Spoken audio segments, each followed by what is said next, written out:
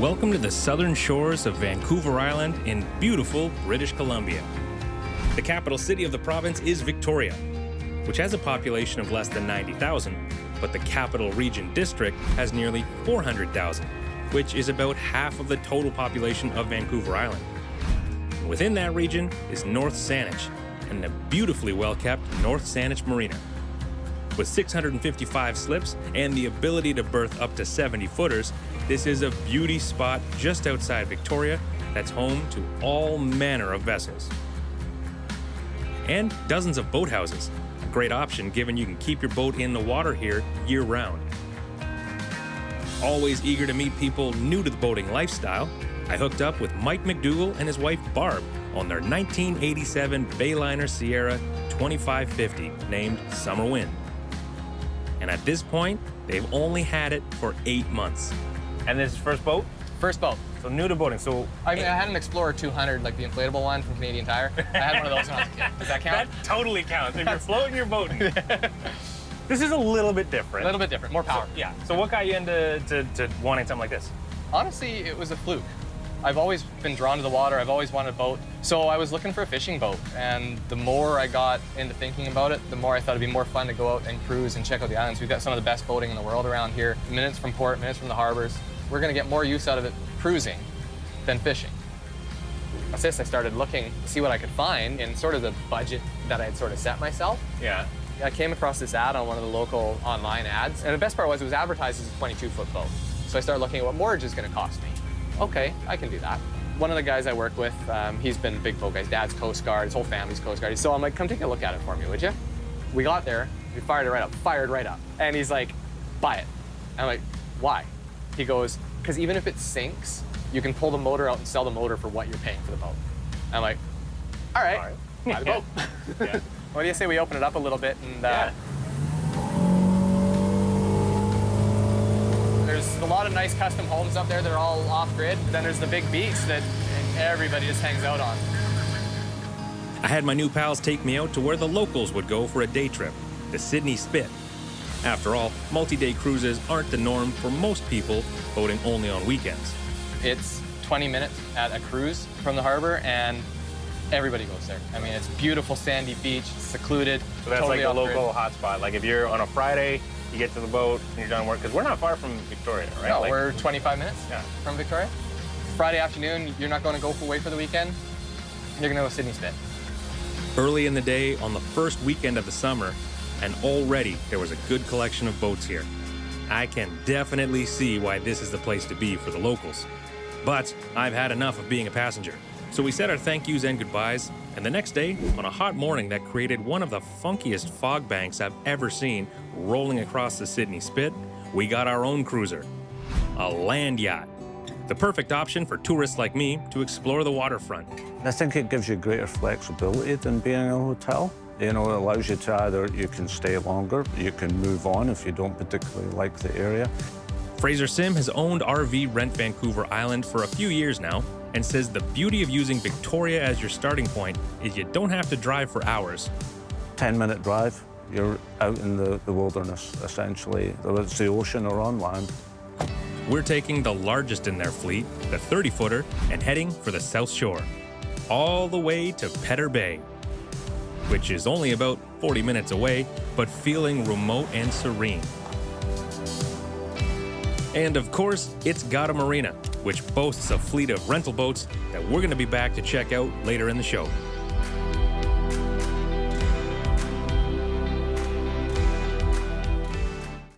Back at Pedder Bay RV Resort and Marina, it's a great spot for tourists like me. Not only are there dozens of hedge-lined RV spots, there's also the protected harbor. The marina consists of about 250 slips. 50% of those are annual customers.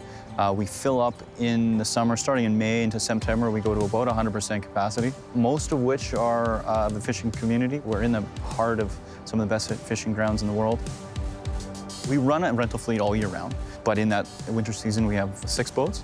Currently, we have 17 in the water right now. It's incredibly popular. It's a wonderful thing to get people out in the water and a great way to do it, and an inexpensive way to do it as well. Before we go out solo, we're going to get a tour of the region with Chris Taylor, Pedder Bay's resident guide. A lot of people love boating, But if you're from small lakes, this is some daunting stuff to go out on. So being able to be a passenger and still fish, and you can take them out. Exactly, and those that are a little more enthusiastic to try it, the bay is usually safe to take out the little boats, whether it's for renting or for sightseeing. They're great, and that's one of the few places left on the island where you still can do that. At the mouth of Pedder Bay is a minimum security prison on one side and a Canadian naval base on the other. Continuing out and west, you come to Race Rocks, with the historic black and white lighthouse, which has stood watch here since the mid-1800s. Tour aside, it's time to wash some lures and see if we can't catch a salmon. So I took the helm while Chris sent down the downriggers.